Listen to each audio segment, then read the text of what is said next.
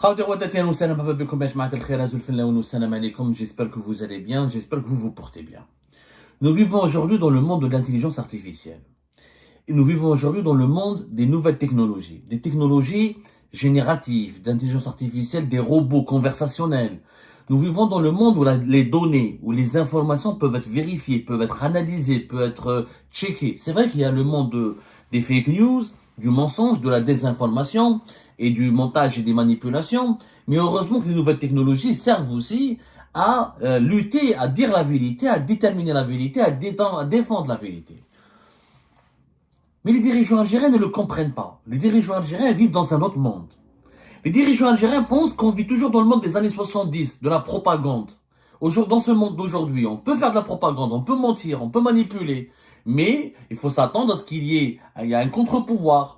Il y a les nouvelles technologies, l'intelligence artificielle peut aussi démanteler le mensonge, démonter la manipulation et démontrer la vérité qui est cachée, qui est silencieuse et qui est manipulée. Les dirigeants algériens pensent qu'il y a, les années 70, au contraire, les pouvoirs, il n'y avait pas de réseaux sociaux, il n'y avait pas de technologie, il n'y avait pas d'intelligence artificielle, il n'y avait pas l'internet n'était pas développé, donc les pouvoirs en place pouvaient mentir, et le mensonge était tellement répété qu'il devient une vérité. La preuve, les dirigeants algériens, je vais vous donner une preuve d'un mensonge, d'une annonce totalement mensongère qui a été faite par un dirigeant algérien. À l'étranger, c'est les dirigeants algériens ne se contentent pas de mentir en Algérie. Maintenant, ils poussent l'outrecuidance jusqu'à mentir à l'étranger devant un parterre d'experts internationaux qui tous ont des outils de vérification, qui tous ont accès à des outils de vérification. Nous avons utilisé aujourd'hui un outil de vérification extrêmement pointu, extrêmement fiable pour démentir un dirigeant algérien qui a dit n'importe quoi. Ce dirigeant algérien, c'est le ministre de l'énergie, Mohamed Erkeb. Ça fait des années qu'il est ministre de l'énergie, et le fait qu'il est resté ministre de l'énergie, c'est une catastrophe. C'est parmi les plus mauvais ministres algériens. Il ne maîtrise rien à l'énergie. C'est quelqu'un qui est spécialiste de l'électricité, de la production, de la distribution de l'électricité. C'est un bon électricien.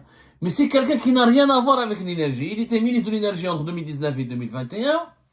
Il est devenu ministre d'État. Lors du dernier remaniement ministériel de novembre 2024, il a été élevé jusqu'à rang de ministre d'État. Depuis 2021, il a le ministère de l'énergie. Mais la preuve, il ne maîtrise pas. Il était en Italie avant-hier je crois, pardonnez-moi, avant-hier. Il était en Italie, à Ravenne, où il y a la conférence méditerranéenne de l'énergie, OMC Med Energy 2025. Il était invité parmi un parterre d'autres invités internationaux. Il y avait le PDG de Sonatrach, le PDG de Sonalgaz. Il y avait l'ambassadeur d'Algérie en Italie. Toute la délégation algérienne a participé à cet événement international. Il s'appelle le OMC Med Energy 2025. Vous pouvez vous informer. C'est une rencontre importante organisée en Italie pratiquement chaque année concernant les énergies alternatives, le futur de l'énergie au monde. Ils ont un site internet, vous pouvez vous informer. C'est parmi les événements les plus prestigieux dans le bassin méditerranéen. Le ministre algérien, qu'est-ce qu'il dit? Alors, à l'occasion de on lui demande d'intervenir, comme tout le monde, on lui demande de faire une intervention, de parler l'Algérie qui est comme l'un des produits, qui est l'un des pays les plus parmi les plus importants producteurs d'énergie, notamment des hydrocarbures, dans le bassin méditerranéen. Alors, Mohamed Erkeb, lors de son intervention, il s'exprime, il dit que nous avons un plan d'investissement majeur pour porter la production nationale de gaz naturel à plus de 200 milliards de mètres cubes par an. L'Algérie prétend, monsieur Mohamed Erkeb, qu'elle va produire plus de 2000 milliards de mètres cubes par an. Cette ambition, il est que nous allons faire un projet, nous allons lancer des appels d'offres internationales, et nous avons toute une stratégie pour produire plus de 200 milliards de mètres cubes par an. Non seulement il parle de 200 milliards de mètres cubes par an, mais il va encore plus loin. M. Mohamed Erkeb, il dit que l'objectif final est d'atteindre 400 000 milliards de mètres cubes par an durant les 5 années à venir. Il ne dit pas quand est-ce qu'on va produire 200 milliards de mètres cubes par an. Il dit que dans le futur, on espère produire 400 milliards de mètres cubes. Il a doublé. c'est des chiffres extraordinaires. C'est des chiffres qui veulent, c'est des chiffres qui sont trop ambitieux. Si vous savez, 200 000, il faut savoir qu'en ce moment, on produit entre 136 et 138 milliards de mètres cubes. C'est ça la production algérienne comment on appelle ça? De gaz naturel. Et c'est pas la première fois que M. Mohamed Al-Kab parle de 200 milliards de mètres cubes. Le 25 mai 2024, lors d'une conférence de presse tenue en marge des travaux de la réunion nationale des directeurs de la distribution du gaz du groupe de la distribution, il y avait une réunion interne au sein du groupe Sonalgaz, et qui a regroupé aussi tous les directeurs de l'énergie et des mines de toutes les wilayas du pays. Il a parlé d'une stratégie d'investissement tracée par la compagnie Sonatrach qui vise à porter la production de gaz naturel au cours des 5 prochaines années à 200 milliards de mètres cubes. Ça, c'était en 2024. Et il dit que Tebboune, le président algérien, nous a demandé d'augmenter nos exportations à 100 milliards de mètres cubes, alors que l'Algérie exporte pour moins de 50 milliards de mètres cubes. GNL et gaz naturel liquéfié, gaz naturel tout court, via les gazoducs et via les navires métalliques de Sonatrach. Donc, selon Mohamed Al-Kab, déjà en 2024, il a dit, et en 2025, il le redit, sauf qu'en 2025, il va plus loin. Il dit que non seulement nous allons produire 200 milliards de mètres cubes, mais que nous allons atteindre 400 milliards de mètres cubes.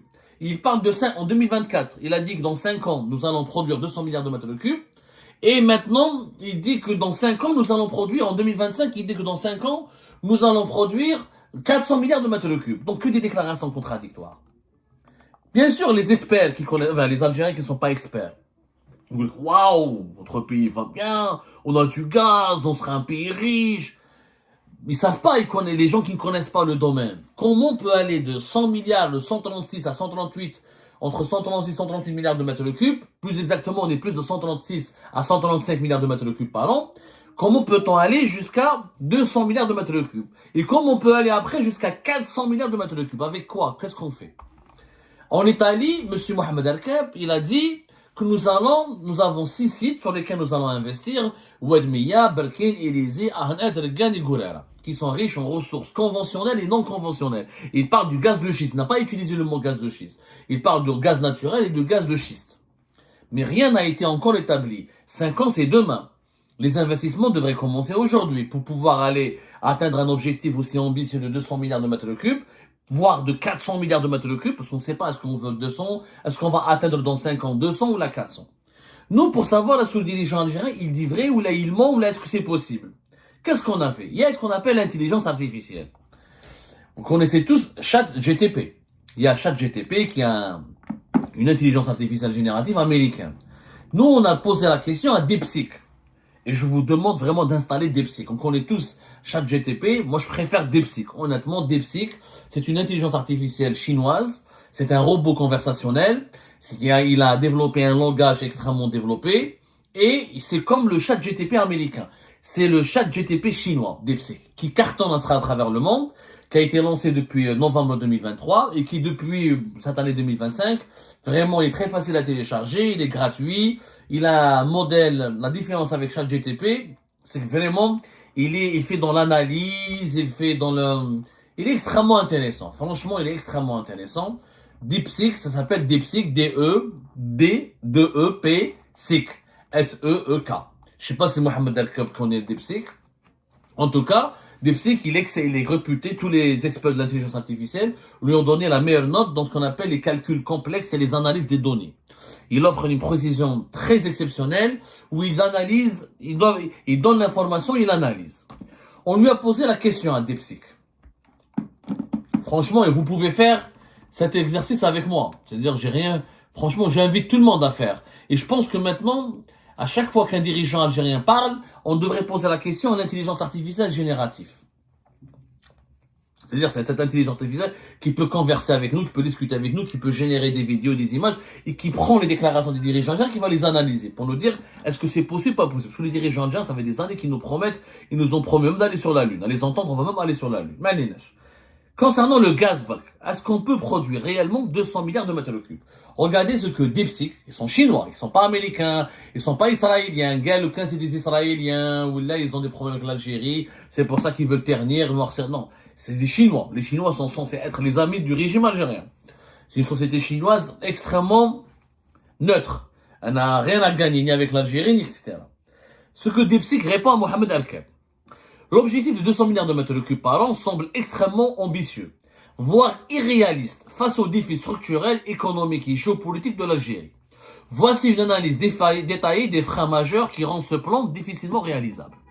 Ça, c'est DeepSeek, le chinois. C'est l'intelligence artificielle chinoise qui répond, Mohamed Al-Keb, elle fait une analyse. Pourquoi c'est pas possible? C'est irréalisable. C'est difficilement réalisable d'atteindre 200 milliards de mètres cubes. D'abord, dépendance aux gisements matures.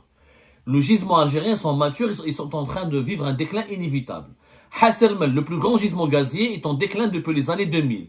Plus de 60% de la production actuelle de l'Algérie vient du gisement exploité, qui est Ras el-Mel, et depuis 30 ans. Le taux de déclin naturel du gisement Ras el-Mel, il est de 5% par an. Ce qui nécessite des investissements massifs jusque-là pour maintenir la production. Déjà, pour maintenir Ras el-Mel en vie, qui nous garantit plus de 60%, ce qui veut, c'est DeepSeek, il est extrêmement fiable. Et il faut savoir que nous avons deux grands gisements de gaz, Ras el-Mel et Ould el-Nous. Ras el-Mel et Ould el-Nous, à eux seuls, c'est 75% de la production de l'Algérie. Ensuite, nous avons d'autres gisements qui ont été cités par monsieur Méni, Ahanet, etc., mais les plus importants, c'est Ould el-Nous et Ras el-Mel. 75% de la production du gaz. Ras el-Mel, chaque année, ses réserves baissent de 5%. Et ça, depuis les années 2000. C'est le plus grand gisement de gaz en Afrique, mais il est en cours d'exploitation depuis les années 70, et le gaz n'est pas une énergie renouvelable. Le gaz, c'est pas du soleil, c'est pas du vent, mais il n'y a pas en abondance. Alors, Bertana Satellite, elle est là, effectivement, mais elle n'est pas renouvelable. Plus on la consomme, plus elle s'épuise. Mieux encore, voilà ce qu'il dit DeepSeek.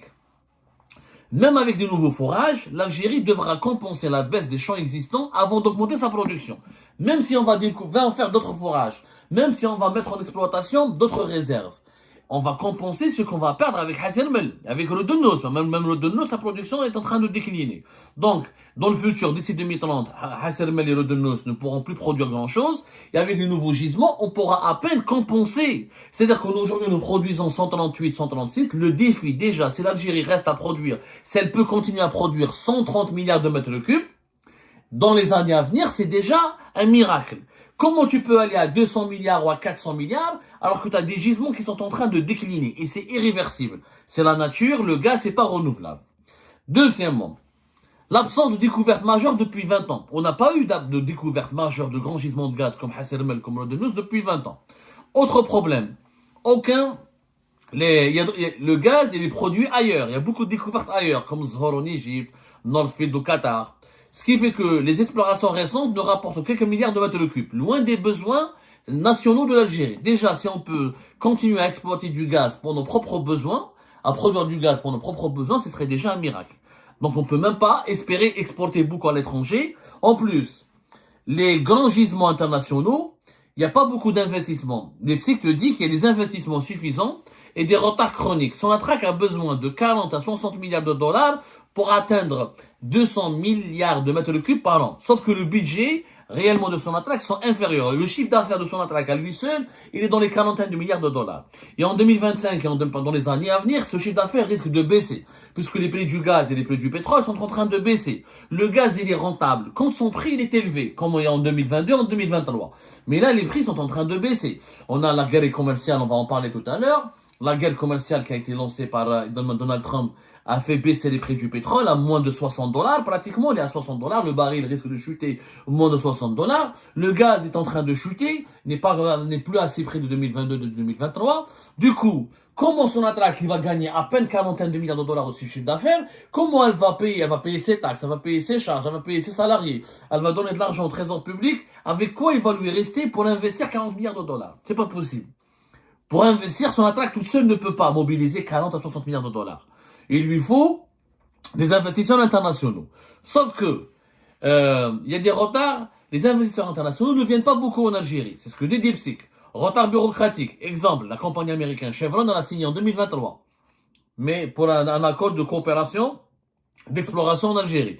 Mais elle va commencer à faire les forages d'exploration qu'en 2025. Dépendance aux partenaires étrangers, Total, Eni, Exxon, qui hésitent à investir en Algérie. Pourquoi? Fiscalité peu attractive. Malgré la nouvelle loi hydrocarbures de 2019, l'Algérie n'offre pas des facilités fiscales aussi importantes. Risques politiques, instabilité, corruption, changement réglementaire. Du coup, les conséquences, du coup, qu'est-ce qui se passe? Les compagnies étrangères Total, ExxonMobil, Chevron, Eni préfèrent aller investir ailleurs. Ils restent en Algérie juste pour continuer à exploiter les gisements qu'ils occupent, qu'ils exploitent déjà depuis de très nombreuses années. Mais ils vont pas partir ailleurs. En plus, les projets qu'ils prennent en Algérie, 5 à 10 ans. En Algérie, pour lancer un projet dans les hydrocarbures et commencer à l'exploiter, il faut 5 à 10 ans minimum. Alors que dans d'autres pays, dès que tu commences à signer, tu commences à faire l'exploration, en 2-3 ans, tu peux lancer la production. Le temps moyen en Algérie pour lancer un projet pétrochimique ou un projet pétrolier ou un projet gazier, il est entre minimum 5 à 10 ans. Dans le meilleur des cas, c'est 5 ans, dans le pire des cas, 10 ans. C'est énorme. C'est énorme. Et beaucoup de projets ont été retardés. DeepSeek, par exemple, l'intelligence artificielle chinoise, elle cite le cas de Galzi, le pipeline annoncé en 2007, mais qui est toujours en discussion en 2024. Les Chinois sont intelligents. هذه l'intelligence artificielle. هذه ماهيش عيسى حميدة ولا بشير. هذه ماشي أنا عبد ولا نقولها. هذه c'est l'intelligence artificielle DeepSeek. Elle analyse ce que disent les dirigeants algériens. Des projets qui devaient lancer en 2007 n'ont pas été lancés, et vous voulez produire 2200 milliards de mètres cubes avec de nouveaux investisseurs internationaux en 5 ans. Ça fait calculer. Depuis 2007, on parle d'un nouveau gazoduc entre l'Algérie et l'Italie à travers la Sardaigne et peut-être même à travers la Corse en France. Et rien n'a été fait depuis 2007. En plus, que dit DeepSeek? Il dit qu'il y a d'autres problèmes, les contextes géopolitiques. La tension avec le Maroc. Il y a une guerre possible qui peut éclater entre le Maroc et l'Algérie. Comment voulez-vous que les investisseurs internationaux investissent dans un pays qui dit tout le temps qu'il veut faire la guerre, qui montre ses muscles, son armée, mais personne ne va investir dans un pays où la guerre peut éclater. Ils sont pas fous. En plus, le gaz de schiste il est bloqué. Protestation dans le Sahara, le manque d'eau, risque écologique, infrastructure vétuste, réseau de pipeline vieillissant, fuite et perte de capacité, usines de GNL sous-optimisées, Skikda et Erzieux, qui ont besoin de mises à jour coûteuses, parce que c'est des usines qui datent depuis les années 70, certaines datent des années 60. Pénurie d'expertise locale, dépendance aux compagnies étrangères. Conséquence, même avec plus de gaz, l'Algérie ne pourra pas pouvoir l'exporter efficacement. Donc, dans tous les scénarios qui ont été étudiés par DeepSeek, en conclusion, qu'est-ce qu'il dit? Un plan trop ambitieux, dans un contexte défavorable. Quels sont les projets réalistes selon DeepSeek? Si l'Algérie peut continuer à produire 130 à 150 milliards de mètres cubes d'ici 2030, c'est déjà magnifique. Ça, c'est le scénario optimiste. Le scénario réaliste, la production du gaz, comme je vous l'ai dit, va baisser à 120 milliards de mètres cubes. Une stagnation. Et le scénario pessimiste, on va produire moins de 100 milliards de mètres cubes d'ici 2030. En aucun cas, on pourra produire 200 milliards de mètres cubes. Même l'intelligence artificielle, en analysant toutes les données concrètes, et puis elle n'y croit pas à ce scénario. C'est un mensonge. En réalité, c'est un mensonge. En conclusion, ce plan ressemble plus le plan soi-disant que l'Algérie annoncé par Mohamed Al-Kabouni Tali, le plan annoncé par le dirigeant, par le ministre algérien pour produire, selon laquelle l'Algérie va produire 200 milliards de mètres cubes, est une annonce politique. Ce plan ressemble plus à une annonce politique qu'à une stratégie réalisable. L'Algérie ferait mieux de viser une stabilisation de sa production entre 120 et 150 milliards de mètres cubes plutôt qu'un objectif irréaliste. Voilà ce que dit DeepSeek, l'intelligence artificielle générative chinoise. C'est très bien fait. Moi, je dis une chose aux dirigeants algériens. Ne faites rien. On n'a même pas besoin que vous travaillez. Juste installez DeepSeek, installez ChatGPT et essayez de gérer le pays avec l'intelligence artificielle. On vous demande pas de travailler vous-même. On vous demande juste, ya jama'at al-khair, de essayer juste, comment dirais-je, de se montrer intelligent et d'appliquer juste ce que l'intelligence artificielle vous dit rationnellement. Ce qu'elle vous dit rationnellement. Maintenant, je crois qu'on dit donc, ne venez pas nous mentir. Comment tu peux produire 200, ou là tu promets aux gens, aux Italiens, non seulement on a